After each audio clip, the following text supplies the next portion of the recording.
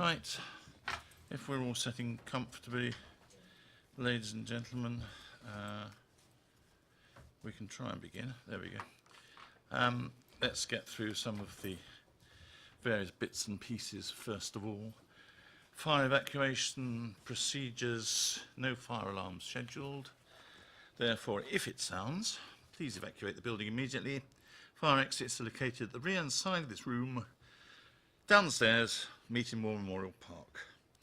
Secondly, webcasts. Webcast is on, I trust, and working.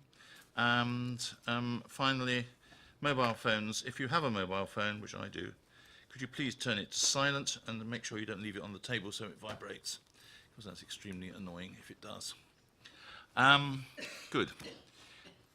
That's that. Secondly, declarations of interest. Oh, sorry, apologies for absence. There are none. We are all present and correct. Then declarations of interest.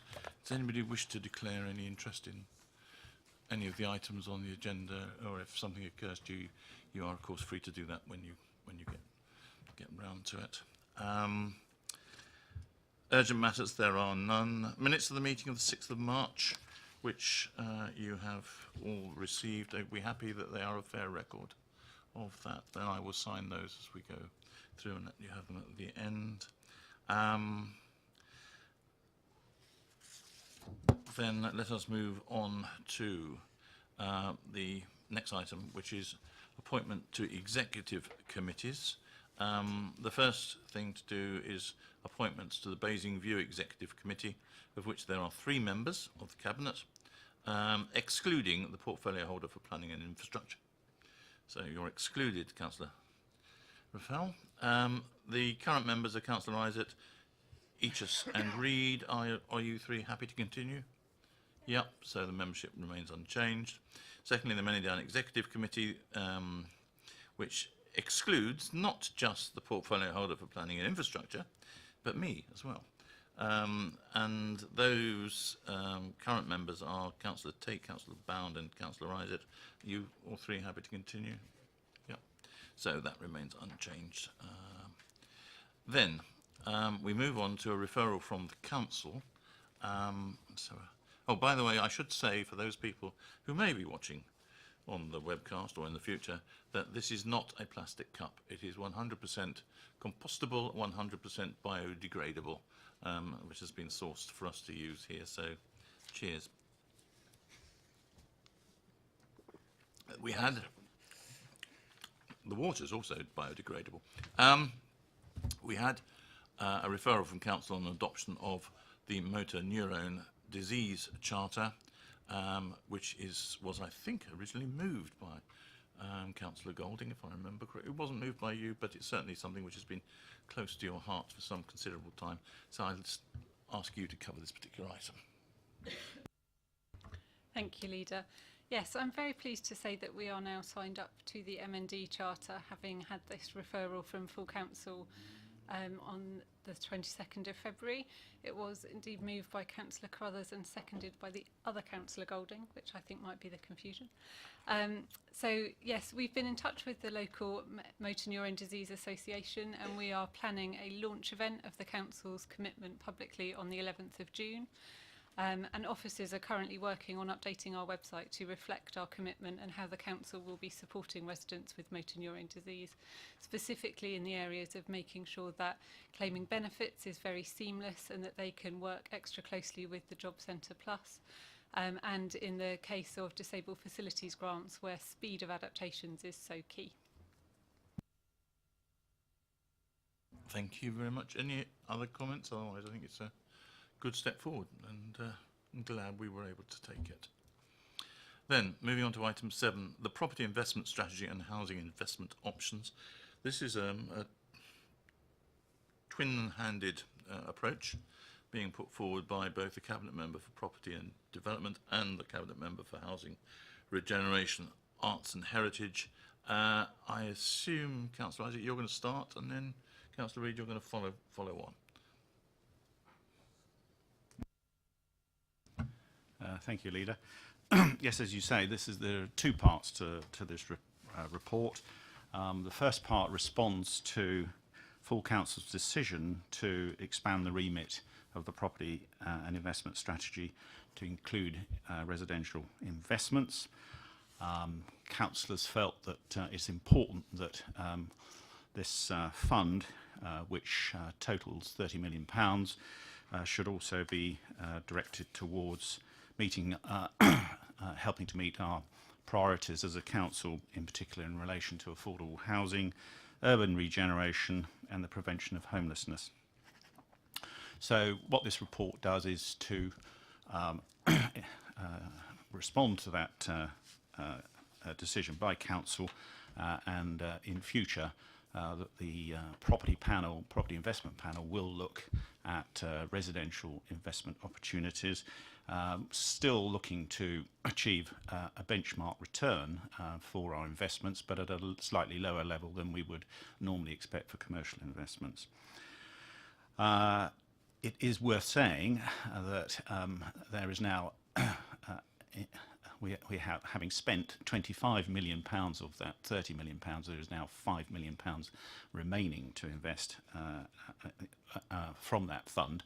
And so that does lead us on, which this report encompasses, to the broader question of this council's position in relation to future investment in residential property in the borough. And we've had a report which is provided here by Deloitte, and there's clearly a lot more work that needs to be done. So we're proposing here that work will be done over the ensuing months, and that we will liaise closely with our partners and also work with the Economic and Planning Housing Committee.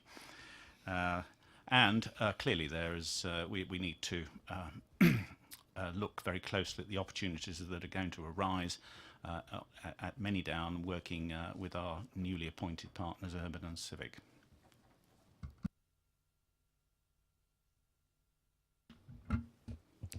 Probably not much to add, actually, following that introduction from the Cabinet member, but simply to say that, as Councillor Isaac said, this is reflecting the decision at Council.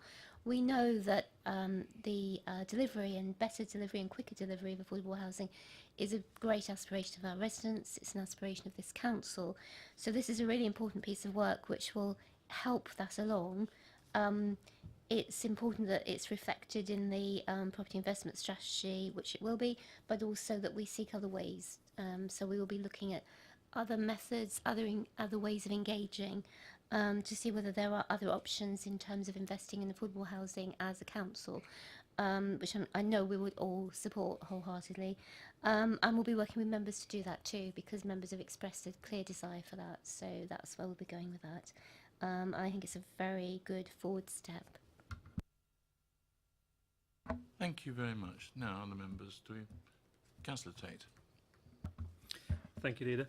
I just wanted to make a couple of comments. Firstly, in terms of support of the proposals, but I just wanted, from the finance portfolio, just to remember that the property investment strategy came into being to support the reducing returns from our previous treasury management strategy. So I'm pleased to note that the good aspirations on the housing side are also matched with the achievement of a reasonable return, which is important to note in our current financial planning. Secondly, I just want to also support the future investment in terms of property, because there are plenty of options out there, and I think it'll be very interesting, both from a finance and from a council side, to start looking at how we can develop an investment strategy in a much wider vein into the housing marketplace. So I'm pleased to support it, but also pleased, as I say, that we are looking still for a reasonable return.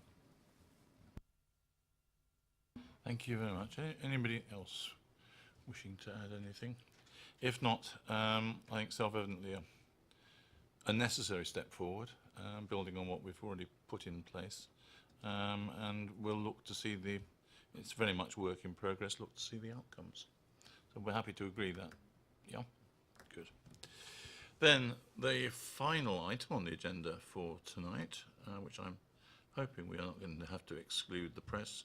We can hardly exclude the public, as there aren't any, is for this item 8 on the acquisition of a head leasehold interest on Basingview. Councillor Isaac. Yes, thank you, Leader. This report concerns the proposed purchase of Norden House on Upper Basingview.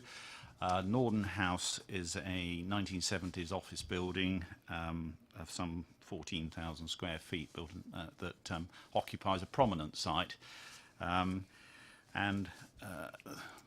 Because of a historic right that this council has as freeholder, we have a right of first refusal on the proposed sale of the long leasehold interest by the current long leaseholders. We propose through this report to exercise that right and purchase that long leasehold interest. This will, once due diligence work has been done, this will enable us to redevelop the site. It's underutilised at the moment. It provides us with a future pipeline for a new building on the site, and that's important in the overall regeneration of Basingview. It's good to have continuing support from the Enterprise M3 LEP, who are providing us with funding that is going to cover the cost of the acquisition of the long leasehold interest, and also should go a long way towards the costs of demolition and ongoing maintenance of the building before it's redeveloped. There are, as always, challenging development economics when it comes to Basingview, though hopefully with the improving rents that we're achieving on Basingview, that is becoming less of an issue. Therefore, I think this is a good purchase for this council to be making in its continuing role as a catalyst for the regeneration of Basingview. Thank you, Councillor Isaac. Does anybody else want to add anything? Councillor Tate, you wish to tell us that this is in order, that you've got the money? Funnily enough, I'll just say just that. Again, I think it's an objective that we want to secure the site, and also there is a good objective and support from the LEP to do this. So from a financial point of view, it makes sense, but also from a planning point of view, I hope in the future that we can develop a substantial return from that investment. So yeah, no hesitation in supporting it. Good, thank you.